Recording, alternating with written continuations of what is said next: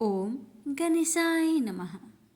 प्यारे भक्तों, आज रसपान करेंगे बुधवार बुध देव की व्रत कथा। एक समय की बात है कि साहूकार अपने पत्नी को लाने के लिए अपने ससुराल गया। कुछ दिन रहने के बाद उसने अपनी पत्नी के साथ अपने घर आने की सोची। दुर्भाग्य से उस दिन बुधवार का दिन था। लड़की के परिवार वालों ने कहा कि आज बुधवार का दिन है, जो कि किसी कार्य हेतु शुभ नहीं माना जाता है, इसलिए आज तुम मत जाओ। किंतु साहूकार ने किसी की एक न मानी और पत्नी समेत अपने ससुराल से घर को प्रस्थान किया। रास्ते में साहूकार की पत्नी को प्यास लगी। उसने साहूकारनी से कहा, तुम बैलगाड़ी में ही बैठो, मैं पानी लेकर आता हूँ। जब वो पानी लेकर आया तो उसने देखा कि उसका शक्ल का एक आदमी उसके पत्नी के साथ बैठा है। तब उसने जाकर उस पुरुष से पूछा, तुम कौन हो? तब उसने कहा, मैं साहूकार हूँ। और फिर दोनों के बीच में झगड़ा शुरू हो गया और वहां लोग और कुछ सिपाही आ गए, जिन्होंने उस स्त्री से पूछा, तुम्हारा पति कौन है? तब वो इसका उत्तर न दे सकी और साहूकार अपने मन में कहने लगा कि ये प्रभु, कैसा लीला है आपका। तब आकाशवाणी हुई, अरे मूर्ख, आज बुधवार का दिन था, तभी तूने आज ही गमन किया। ये सब भगवान बुध देव के प्रकोप से हो रहा है, वो तुझसे रूठ गए हैं। तब साहूकार ने भगवान बुध देव से क्षमा याचना की और तब वो आकाशवाणी खत्म हो गई और इंसान के रूप में आए बुध देव भी अदृश्य हो गए। और फिर साहूकार अपनी पत्नी संग घर गया और भगवान बुध देव की पूजा की। जो भी इस व्रत कथा को सुनता है उसको बुधवार की यात्रा करने का पाप नहीं लगता है। प्रेम से बोलिए बुध देव की जय हो। प्रेम से बोलिए गणेश जी महाराज की जय। एक समय की बात है, एक भाई बहन रहते थे। बहन का नियम था कि वह अपने भाई का चेहरा देख के ही खाना खाती थी। हर रोज वह सुबह उठती थी और जल्दी जल्दी सारा काम करके अपने भाई का मुंह देखने के लिए उसके घर जाती थी। एक दिन रास्ते में एक पीपल के नीचे गणेश जी की मूर्ति रखी थी। उसने भगवान के सामने हाथ जोड़कर कहा कि मेरे जैसा अमर सुहाग और मेरे जैसा अमर पिहर सबको दीजिए। यह कहकर वह आगे बढ़ जाती है। जंगल के झाड़ियों के कांटे उसके पैरों में चुभा करते जाते थे। एक दिन भाई के घर बहन पहुंची और भाई का मुख देखकर बैठ गई तो भाभी ने पूछा, पैरों में क्या हो गया है? यह सुनकर उसने भाभी को जवाब दिया कि रास्ते में जंगल के झाड़ियों के गिरे हुए कांटे पाँव में चुभ गए हैं। जब वह वापस अपने घर आ जाए तब भाभी ने अपने पति से कहा कि रास्ते को साफ करवा दो, आपकी बहन के पाँव में बहुत सारे कांटे चुभ गए हैं। भाई ने तब कुल्हाड़ी लेकर सारी झाड़ियों को काटकर रास्ता साफ कर दिया, जिससे गणेश जी का स्थान भी वहां से हट गया। यह देखकर भगवान गुस्सा हो गए और उसके भाई के प्राण हर लिए। लोग अंतिम संस्कार के लिए जब भाई को ले जा रहे थे तब उसकी भाभी रोते हुए लोगों से कही, थोड़ी देर रुक जाओ, उसकी बहन आने वाली है, वह अपने भाई का मुख देखे बिना नहीं रह सकती, उसका यह नियम है। तब लोगों ने कहा, आज तो देख लेगी पर कल कैसे देखेगी? रोज दिन की तरह बहन अपने भाई का मुंह देखने के लिए जंगल में निकली। तब जंगल में उसने देखा कि सारा रास्ता साफ किया हुआ है। जब वह आगे बढ़ी तो उसने देखा कि सिद्धि विनायक को भी वहां से हटा दिया गया है। तब उसने जाने से पहले गणेश जी को एक अच्छे स्थान पर रखकर उन्हें स्थान दिया और हाथ जोड़कर बोली, भगवान, मेरे जैसा अमर सुहाग और मेरे जैसा अमर पिहर सबको देना और फिर बोलकर आगे निकल गई। भगवान तब सोचने लगे, अगर इसकी नहीं सुनी तो हमें कौन मानेगा, हमें कौन पूजेगा। तब सिद्धि विनायक ने उसे आवाज दी, बेटी इस खेजड़ी की 7 पत्तियां लेकर जा और उसे कच्चे दूध में घोलकर भाई के ऊपर छींटा मार देना, वह उठकर बैठ जाएगा। यह सुनकर जब पीछे मुड़ी तो वहाँ कोई नहीं था। फिर वह यह सोचने लगी कि ठीक है, जैसा सुना वैसा कर लेती हूँ। फिर वह 7 खेजड़ी की पत्तियां लेकर अपने भाई के घर पहुंची। उसने देखा वहाँ कई लोग बैठे हुए हैं, भाभी बैठी रो रही है और भाई की लाश रखी है। तब उसने उस 7 पत्तियों को बताए हुए नियम के तहत भाई के ऊपर इस्तेमाल किया। तब भाई उठकर बैठ गया। भाई बोला बहन से, बोला मुझे बहुत ही गहरी नींद आ गई थी। तब बहन बोली यह नींद किसी दुश्मन को भी ना आए, और उसने सारी बात अपने भाई को बता दी। तो मान्यता के अनुसार ये है गणेश जी की चमत्कारी कथा। प्रेम से बोलिए गणेश भगवान जी की जय हो। पौराणिक कथा के अनुसार एक समय की बात है कि भगवान विष्णु का विवाह माता लक्ष्मी जी के साथ निश्चित हुआ। विवाह की सभी तैयारी होने लगी। सभी देवी देवताओं को निमंत्रण भेजे गए, लेकिन भूलवश गणेश जी को निमंत्रण देना रह गया था। इधर भगवान विष्णु की बारात जाने का समय आ चुका था। सभी देवता अपनी पत्नियों के साथ विवाह समारोह में शामिल होने को आए, परंतु सभी देवी देवताओं ने देखा कि गणेश जी कहीं दिखाई नहीं दे रहे हैं। तब उन सभी ने आपस में चर्चा की, क्या गणेश जी को नहीं न्योता दिया गया या गणेश जी ही नहीं आए हैं। सभी को इस बात पर बहुत आश्चर्य हुआ। इस बात पर उन सभी ने विष्णु भगवान से ही इसका कारण पूछा। विष्णु भगवान से पूछने पर उन्होंने कहा कि हमने गणेश जी के पिता भोलेनाथ, महादेव और माता पार्वती को न्योता भेजा था। यदि गणेश जी अपने पिता के साथ आना चाहते तो आ जाते, अलग से उन्हें न्योता देने की कोई आवश्यकता भी नहीं थी। दूसरी बात यह है, उनको खाने में 1.25 मन मूंग, 1.25 मन चावल, 1.25 मन घी और 1.25 मन लड्डू का भोजन चाहिए। यदि गणेश जी नहीं आएंगे तो कोई बात नहीं, दूसरे के घर जाकर इतना सारा खाना पीना अच्छा भी नहीं लगता। इतना वार्ता कर ही रहे थे कि किसी एक ने सुझाव दिया, यदि गणेश जी आते तो उनको द्वारपाल बनाकर बैठा सकते थे कि आप घर की याद रखना। आप तो चूहे पर बैठकर धीरे धीरे चलोगे तो बारात में बहुत पीछे रह जाओगे। यह सुझाव सबको पसंद आ गया, तो फिर विष्णु भगवान ने भी अपनी सहमति दे दी। तब गणेश जी को निमंत्रण देकर आमंत्रित किया और उनको समझा बुझाकर घर की रखवाली करने को बैठा दिया गया। बारात चल दी। तब नारद जी ने देखा कि गणेश जी तो दरवाजे पर ही बैठे हुए हैं, तो वे गणेश जी के पास गए और रुकने का कारण पूछा। गणेश जी कहने लगे कि विष्णु भगवान ने मेरा बहुत अपमान किया है। नारद जी ने कहा कि आप अपनी मूषक सेना आगे भेज दो तो वह रास्ता खोद देगी, जिससे उनके वाहन धरती में धंस जाएंगे। तब आपको सम्मान पूर्वक बुलाना पड़ेगा। अब तो गणेश जी ने अपनी मूषक सेना को आदेश दिया, जाओ, और सेना ने जमीन पोली कर दी।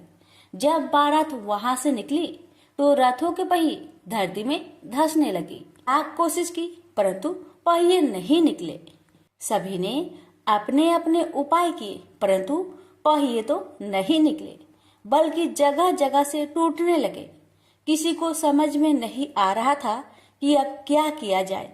तब तो नारद जी ने आकर कहा, आप लोगों ने गणेश जी का अपमान किया, जिस कारण यह विघ्न आ रहे हैं। यदि उन्हें मनाकर लाया जाए तो आपका कार्य सिद्ध हो सकता है और यह संकट टल सकता है।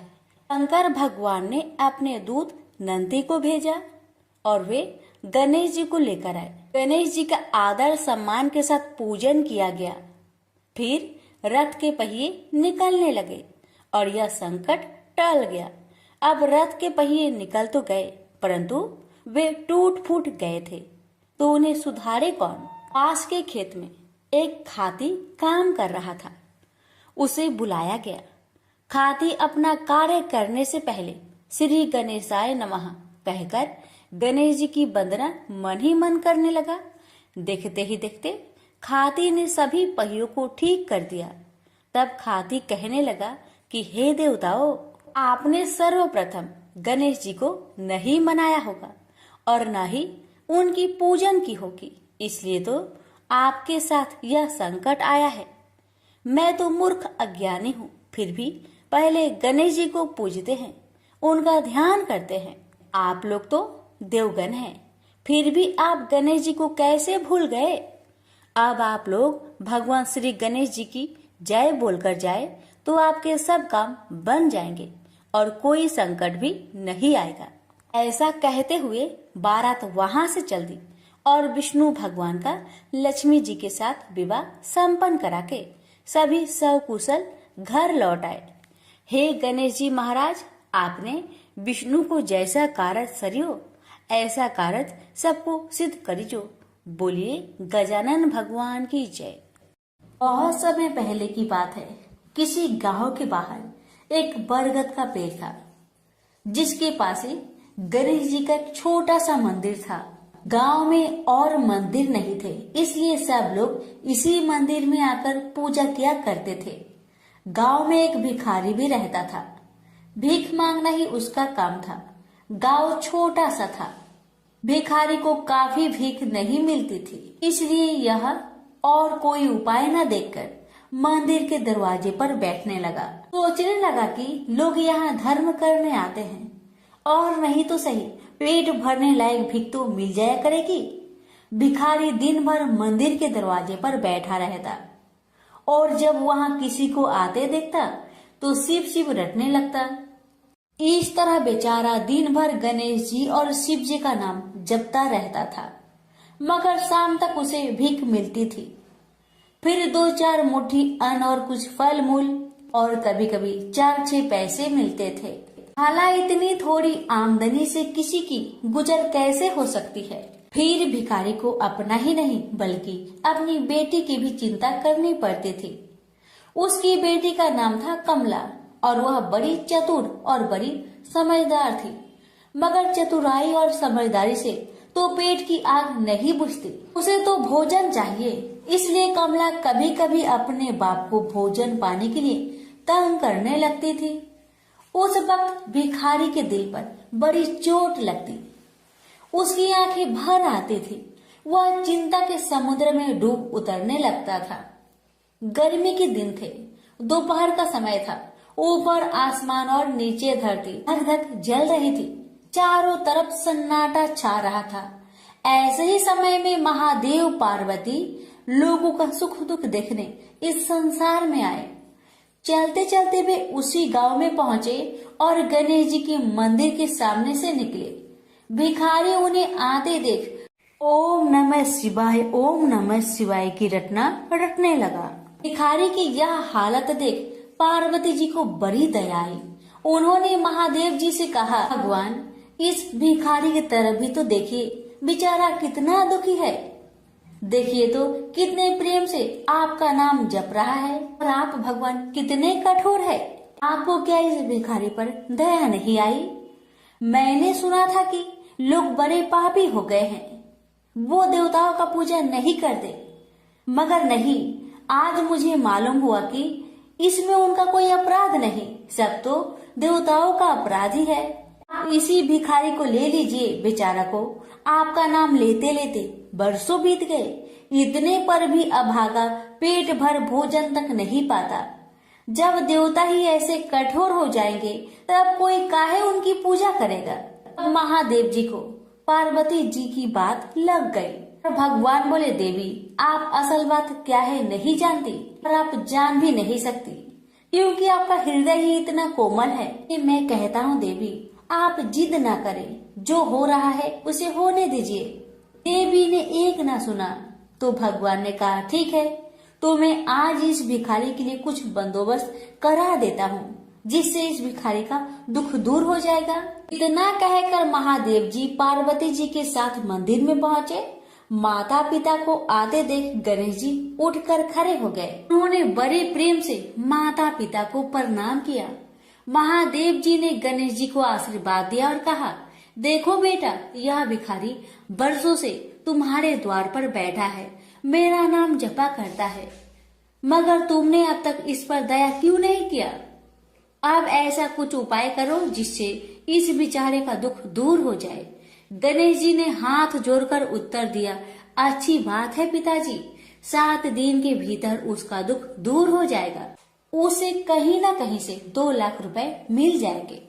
गणेश जी का उत्तर सुनकर महादेव पार्वती आगे को चल गए।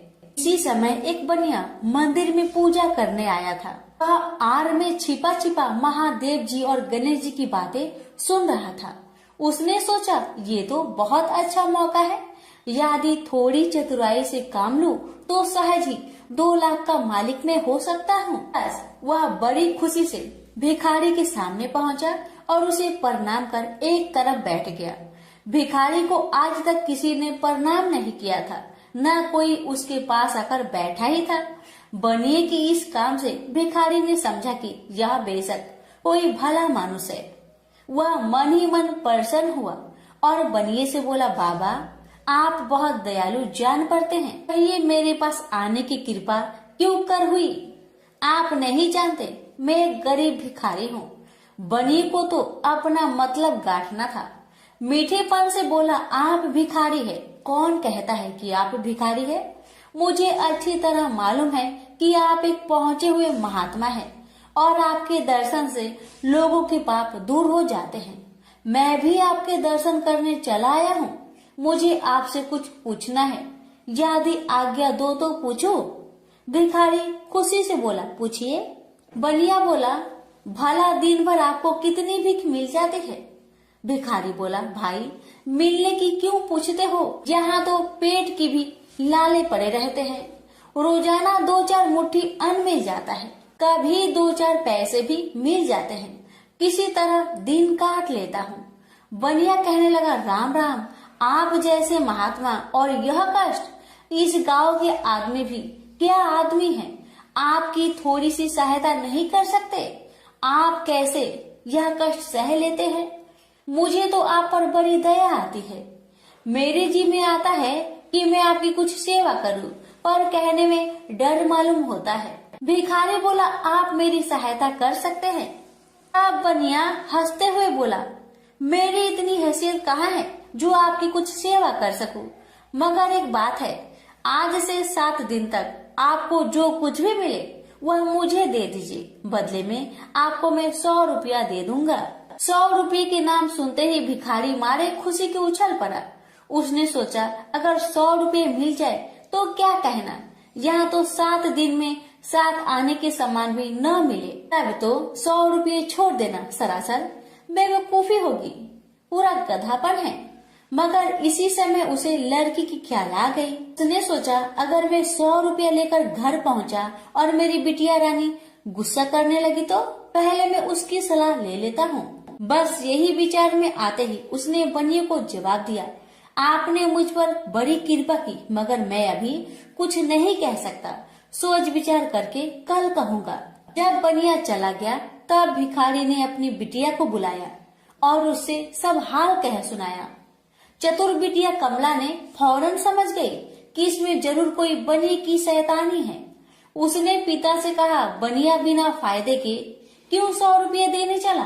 खैर कोई बात नहीं पिताजी, मैं कल उस बनिए से बातें तय कर लूंगी, मगर आप बीच में कुछ ना बोलना। उधर बनिए का बुरा हाल था, रात भर उसके पेट में चूहे उछलते रहे। बड़ी मुश्किल से सवेरा हुआ, बनिए की जान में जान आई। वह हाथ मुंह धोते ही भिखारी के पास आ पहुंचा और छुटते ही बोला, क्या विचार किया आपने? कमला भी बनिए से निपटने को तैयार बैठी थी। बनिए की बात सुनते ही उसने जवाब दिया, सेठ जी, हम लोगों ने विचार किया भला 100 रुपये में क्या होता है, इतना सस्ता सौदा होना मुश्किल है, माफ कीजिए। कमला का उत्तर सुनते ही बनिए पर मानो बिजली गिर पड़ी। और लाख रुपए के लालच छोड़ना भी कठिन था। वह 200 रुपए देने को राजी हो गया। अब तो कमला का संदेह और भी पक्की हो गया। वह समझ गई कि बनिया जरूर किसी भारी लाभ के लिए ही इतने रुपए देना चाहता है। उसने जवाब दिया, सेठ जी, इतना सस्ता सौदा और कहीं होता होगा? 100 दो, 100 या 1000 दो, 1000 में तो होता ही क्या है। जो चीज आप कौड़ियों में मोल खरीदना चाहते हैं वह लाख रुपए में भी सस्ती है। यह सुनकर बनिया बहुत घबराया, परंतु उसने अपनी कोशिश जारी रखी। मारे लोभ के वह अंधा हो रहा था। उसको लोभ का भूत सवार हो गया था। उसने 100 दो, 100 से बढ़कर अंत में 50,000 लगा दिए। अब कमला ने सोचा इतने रुपए थोड़े नहीं होते। अब बिटिया कमला ने सोचा इतने बड़े रकम को छोड़ना ठीक नहीं है।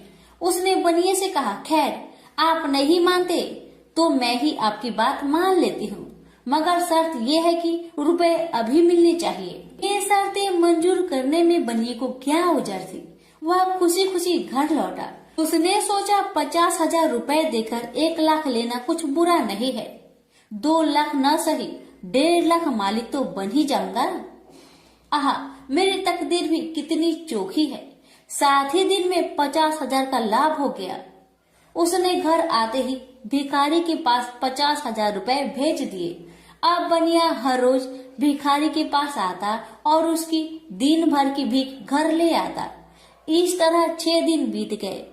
अब तो बनिए को बड़ी फिक्र हुई।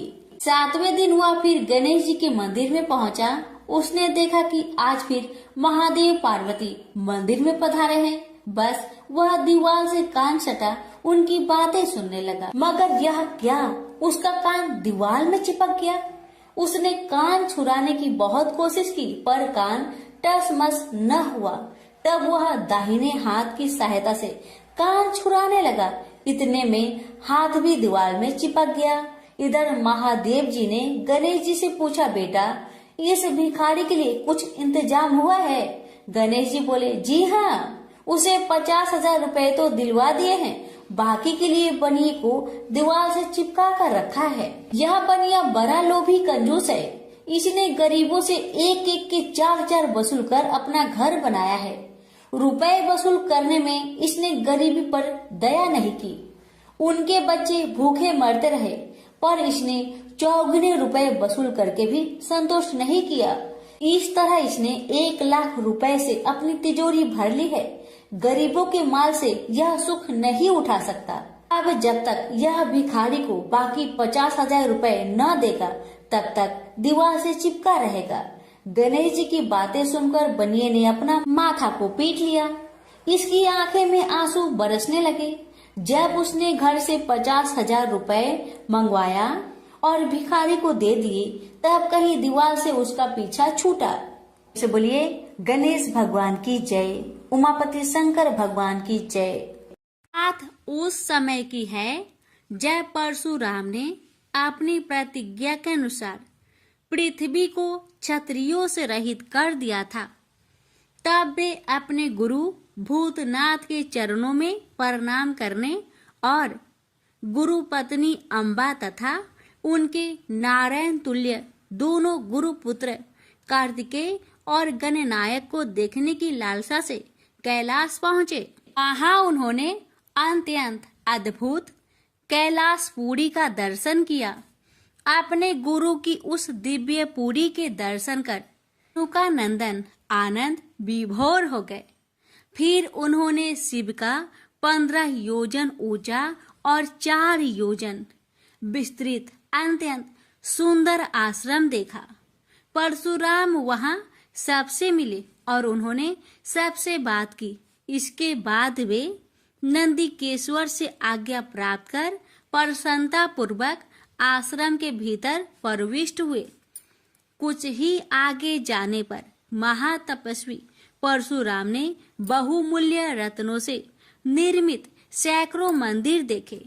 उन्होंने वहां का भीतरी द्वार देखा, जो नाना प्रकार की चित्रकारी से चित्रित तथा हीरे मोतियों की गुथी हुई मालाओं से अत्यंत शोभ्यमान था। परशुराम ने द्वार के बाएं भाग में अपने गुरु पुत्र कार्तिकेय को देखा, पर दाहिने और पार्वती नंदन गणेश तथा शिव पार्वती का अवलोकन किया। वे वहां रत्न भरण भूषित बहुमूल्य रत्नों से बने सिंहासनों पर आसीन थे। परशुराम सबसे मिलते और प्रेम पूर्वक बात करते हुए प्रसन्नचित चित्त से आगे बढ़े ही थे कि गणेश ने उन्हें देखकर कहा, शूलपाणी इस समय शयन कर रहे हैं। मैं उन परम प्रभु की आज्ञा प्राप्त कर तत्काल तुम्हें साथ ले चलूंगा। बस इतनी देर रुक जाओ। परशुराम ने गणेश के सम्मुख खड़े खड़े उत्तर दिया, बंधुवर, मैं अपने गुरु शिव व माता पार्वती के दर्शन करना चाहता हूँ। मैं उनके चरणों में प्रणाम कर अभी लौट जाऊंगा। गणेश ने उन्हें अनेक प्रकार से समझाते हुए कहा, इस समय भूतेश्वर शिव एवं माता पार्वती अंतःपुर में है, अतः अभी आपको वहां नहीं जाना चाहिए।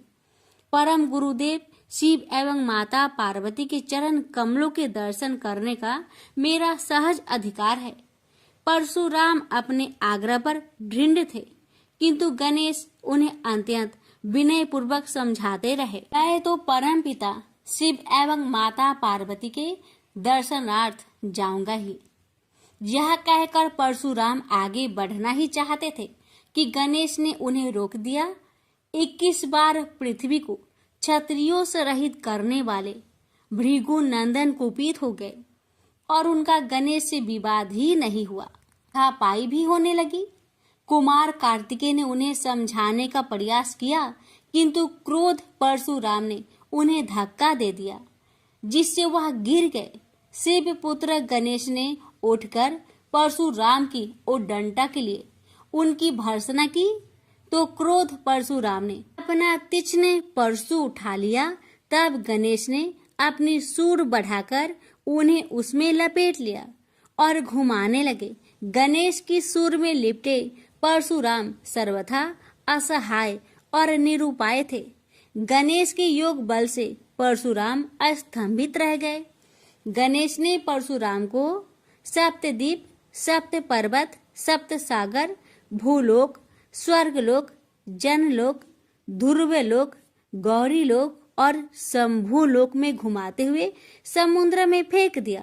परशुराम समुद्र में तैरने लगे तो निरामयी गणनाथ ने उन्हें पुनः अपनी सूंड में उठा लिया और घुमाते हुए बैकुंठ धाम दिखाकर गोलोक धाम का दर्शन करा दिया। वहां परशुराम ने मंद मंद मुस्कुराते हुए बंसी विभूषित नव निरत श्री कृष्ण के साथ रासवेणी राधा का दर्शन किया, तो वे बार बार उनके मंगलमयी चरण कमलों में प्रणाम करने लगे। कुछ देर बाद परशुराम सचेत होकर पृथ्वी पर गिर पड़े। समय उनका प्रतिवादी मुख स्तंभ गणेश जी द्वारा किया हुआ स्तंभन भी दूर हो गया। तब उन्होंने अपने अभीष्ट देवता श्री कृष्ण के जगत गुरु शिव द्वारा प्रदत्त परम दुर्लभ स्रोत एवं कवच का स्मरण किया और संपूर्ण शक्ति से सूर्य की प्रभा के तुल्य तीक्ष्णतम अपने परशु से गौरी नंदन पर प्रहार कर दिया। गणेश ने अपने परम पूज्य पिता के अमोघ अस्त्र का सम्मान करने के लिए उसे अपने बाएं दांत से पकड़ लिया। शिव शक्ति के प्रभाव से वह तेजस्वी परशु गणेश के बाएं दांत को समूल काट कर पुनः रेणु का पुत्र परशुराम के हाथ में लौट आया। गणेश का दांत टूटते ही भयानक गर्जना हुई और रक्त का फवारा फूट पड़ा। मुंह से निकलकर रक्त से सना दांत भूतल पर गिर पड़ा। उस समय धरित्री कांप उठी। यह दृश्य कार्तिकेय, क्षेत्रपाल आदि पार्षद तथा शून्य में देवगण अत्यंत भयभीत होकर हाय हाय करने लगे। कैलाशवासी डर से मूर्छित हो गए। निंद्रापति सुधत्मा शिव की निंद्रा भंग हुई। बेटा यह क्या हुआ? दौड़ी हुई पार्वती आई तो उन्होंने अपने पुत्र गणेश के टूटे दांत तथा रक्त से सने हुए मुंह को देखा और देखा कि उनके हृदय खंड गणेश क्रोध शून्य परम शांत लज्जा से सिर झुकाए खड़े हैं। अत्यंत व्याकुल होकर उन्होंने स्कंद से पूछा, क्या बात है? यह कैसे हुआ? स्कंद द्वारा संपूर्ण वृत्तांत सुनकर पार्वती अत्यंत क्रोध हुई और अपने प्रिय पुत्र गणेश जी को सीने से लगाकर रोती हुई शिव से बोली, मेरे पुत्र गणेश और आपके शिष्य परशुराम में किसका दोष है? आप ही निर्णय करें। फिर माता पार्वती ने अपने सम्मुख परशुराम को शिव के प्रमोदक द्वारा चरण कमलों की निर्भयता पूर्वक सेवा करते हुए देखकर कहा, हे महाभाग राम, तुम योगियों के गुरु देवाधिदेव महादेव के शिष्य हो। तुम शुद्ध मन वाले हो। तुम्हारी अशुद्धता का कारण मेरी समझ में नहीं आ रहा। तुमने करुणामय गुरु से अमोघ परशु प्राप्त कर पहले तो उसकी क्षत्रिय जाति पर परीक्षा की और अब गुरु पुत्र पर परीक्षा की है।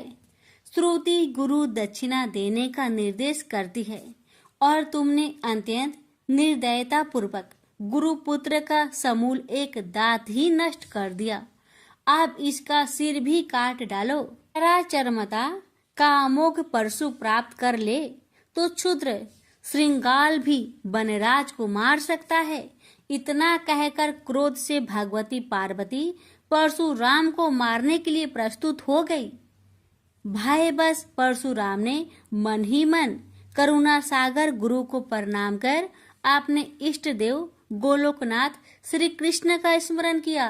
तभी पार्वती ने अपने सम्मुख एक बौने ब्राह्मण बालक को देखा। उस पर तेजस्वी ब्राह्मण बालक को देखकर आतुरता से भगवान शंकर ने भक्ति पूर्वक मस्तक झुकाकर प्रणाम किया। उसके बाद माता पार्वती ने भी उसे प्रणाम किया। परम तेजस्वी ब्राह्मण बालक ने शिव एवं पार्वती को शुभ आशीर्वाद प्रदान किया। यह दृश्य देखकर कैलाशवासी बालक बालिकाएं भयभीत एवं चकित हो गए। फिर भगवान शंकर ने उनका पूजन किया। वे वामन भगवान रत्न सिंहासन पर विराजमान थे। उनका उत्कृष्ट तेज सर्वत्र फैल रहा था। भगवान शंकर ने मधुर शब्दों में कहा, आज मेरा परम सौभाग्य है जो आपने कृपा पूर्वक मेरे यहाँ पधारकर मुझे सेवा का अवसर प्रदान किया है। सुतोष शिव की मधुर वाणी से प्रसन्न होकर ब्राह्मण बाल रूपी स्वयं श्री हरि ने गंभीर स्वर में कहा, आप लोग की वर्तमान स्थिति जानकर मैं श्वेत द्वीप से आ रहा हूँ। मेरे भक्तों का कभी अमंगल नहीं होता। मेरा सहस्त्रसार उनके रक्षार्थ प्रतिक्षण प्रस्तुत रहता है, किंतु गुरु के रुष्ट होने पर मैं विवश हो जाता हूँ। गुरु की अवहेलना बलवती होती है। विद्या और मंत्र प्रदान करने वाला गुरु अभिष्ट देव से 100 गुना श्रेष्ठ है। गुरु से बढ़कर कोई देवता नहीं है, पार्वती से बढ़कर कोई पतिव्रता नहीं है तथा गणेश से उत्तम कोई जितेंद्रिय नहीं है। भृगु नंदन ने गुरु पत्नी एवं गुरु पुत्र की अवहेलना कर दी है।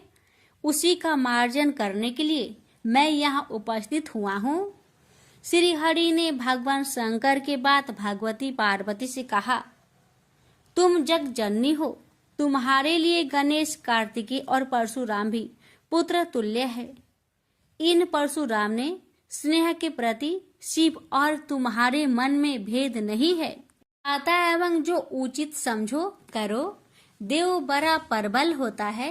बालकों का यह विवाद तो देव दोष से ही घटित हुआ है। तुम्हारे इस प्रिय पुत्र का एक दंत नाम वेदों में प्रसिद्ध है। फिर श्री हरि ने परशुराम से कहा, राम, तुमने क्रोधवश शिवा पुत्र गणेश का दांत तोड़कर अनुचित किया है।